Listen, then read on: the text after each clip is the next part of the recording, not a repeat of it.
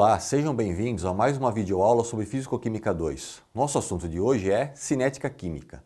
Os tópicos a serem abordados são cinética química, velocidade de uma reação química, energia de ativação, lei da velocidade de reação e catalisadores.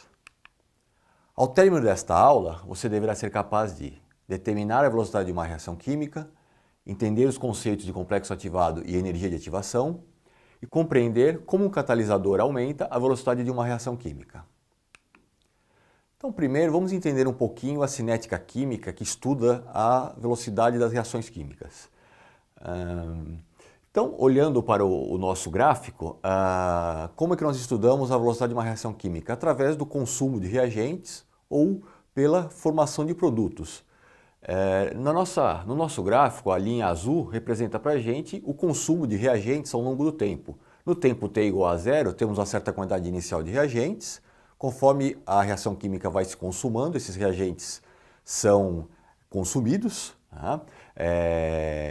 Ou podemos também analisar a velocidade da reação química em função da formação de produtos. Olhando novamente para o nosso gráfico, em t igual a zero não temos nada de produto. Tá? E com o passar do tempo, ao longo do tempo, os produtos vão se formando. Tá? Normalmente utiliza-se para medir a velocidade das reações químicas a concentração molar dos reagentes e produtos, né? Ou seja, a velocidade da reação é medida em termos de mol por litro, tá? Em função do tempo. Existe uma relação entre a estequiometria da reação química e a velocidade de reação. Vamos tomar como exemplo a reação química de formação da amônia.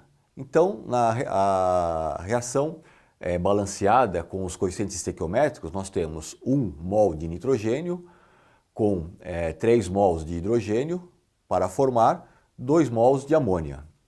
Então, para calcular a velocidade média dessa reação química, nós devemos levar em conta os coeficientes utilizados na reação química, no balanceamento da equação química.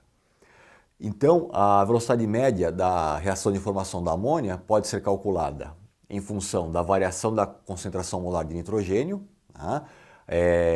Colocamos o sinal de menos na frente para indicar que é um reagente que está sendo consumido, estamos calculando a velocidade da reação química em função de um reagente.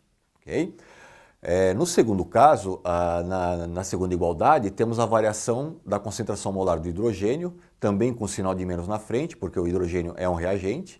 E como na equação química o hidrogênio ele tem coeficiente 3, esse cálculo, essa velocidade de reação calculada em função do hidrogênio deve ser dividida por 3. Se tomarmos como referência a formação de amônia, colocamos o sinal positivo na frente, porque a amônia é um produto dessa reação química, e como na reação estequiométrica o coeficiente da amônia é 2, formam-se 2 mols de amônia nessa reação, o cálculo, a variação da concentração molar de amônia deve ser dividido por 2. Tá? Desta maneira, a velocidade média pode ser calculada em função de qualquer reagente ou qualquer produto, se levarmos em conta os coeficientes estequiométricos da reação química. Conceito importante é a energia de ativação. Até agora nós vimos que existem os reagentes e os produtos, mas como que os reagentes transformam-se em produtos?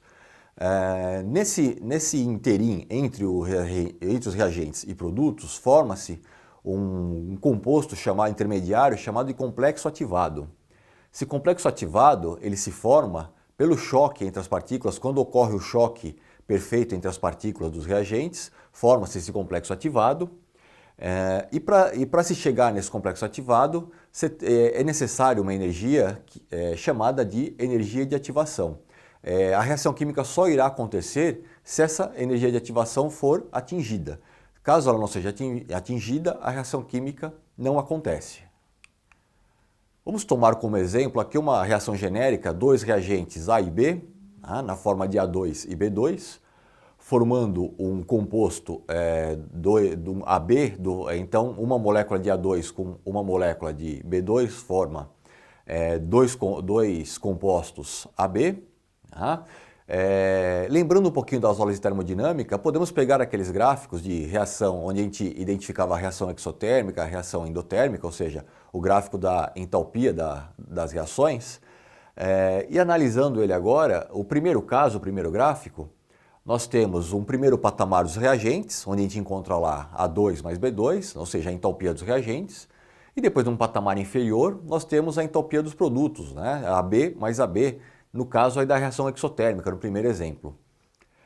A cota na vertical, a cota C, da setinha C, indica para a gente a entalpia da reação, como a gente já aprendeu nas aulas de termodinâmica. Agora, essa outra cota, a setinha B, indica para a gente a energia de ativação. É a energia necessária para se chegar ao complexo ativado para que a reação química seja consumada.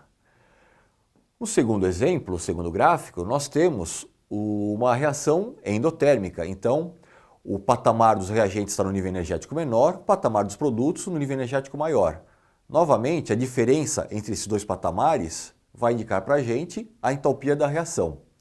E se tomarmos a setinha vertical B, ela indica para a gente a energia de ativação para consumar essa reação química. Então, o que é muito importante aqui nós aprendermos? Que a energia de ativação não depende do estado final inicial. O que depende do estado final inicial de uma reação química é a entalpia. Ela só depende dos estados final e inicial da reação. Já o complexo ativado é uma situação intermediária que, se ela não acontecer, se não houver essa energia, a reação química não acontece. Vamos falar um pouquinho sobre a lei das velocidades de reação. Vamos tomar como exemplo a formação do ácido iodídrico. Então, 1 mol de hidrogênio reage com 1 mol de iodo para formar 2 mols de ácido iodídrico.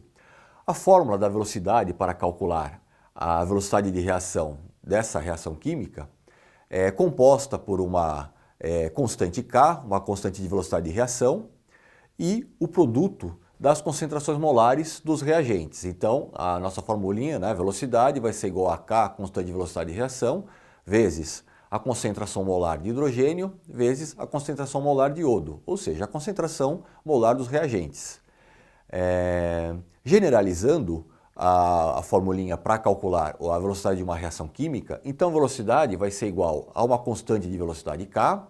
Essa constante de velocidade ela é típica de cada reação, da situação que essa reação química está acontecendo, dependendo das condições da reação química, né, temperatura, pressão, e o produto da concentração molar dos reagentes. E é importante salientar, aqui na nossa formulinha geral, nós podemos ver que o reagente A, a concentração molar, está elevado a um coeficiente m, e o B, o reagente B, a concentração molar dele está elevada a um coeficiente n.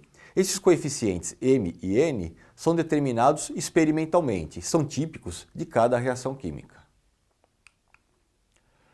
Falando um pouquinho agora da influência dos catalisadores em uma reação química. O que são catalisadores? Catalisadores são componentes que aumentam a velocidade de uma reação química sem participar dessa reação. Ou seja, o catalisador ele não sofre nenhuma reação química, ele vai estar presente no início e no final da reação química. O papel dele é acelerar a velocidade de reação química.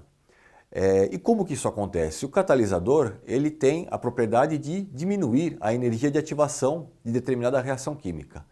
Então, pegando aqui o nosso gráfico como exemplo, temos no eixo vertical a energia da reação química e no eixo horizontal o caminho da reação, ou seja, o avanço da reação. Nós podemos observar que a reação formada pela curva de cor preta seria uma reação química sem catalisador. Nós temos um determinado valor lá de energia de ativação. Já quando nós analisamos a curva azul, nós percebemos que a energia de ativação é bem menor. Né? A cota vertical, que indica o valor da energia de ativação, é bem menor do que o primeiro caso sem o catalisador. Então, o catalisador ele acelera a velocidade da reação química porque ele diminui a energia de ativação. Tomando como exemplo a formação da amônia, tá? Onde reage 1 mol de nitrogênio, reage com 3 mols de hidrogênio para formar 2 mols de amônia, a velocidade essa reação química tem que acontecer em meio catalítico. No caso, em um catalisador à base de ferro, Tá? É um catalisador ideal para esse tipo de reação química. Por exemplo, para craqueamento catalítico de petróleo, nós temos outro tipo de catalisador. Temos uns compostos chamados de zeólitas. Então, cada reação química tem um catalisador específico que vai aumentar a sua velocidade de reação. Quiser saber um pouquinho mais sobre cinética química, assista ao vídeo Cinética das Reações Químicas, Introdução à Cinética Química. Ou então, se ligue nas nossas dicas de leitura.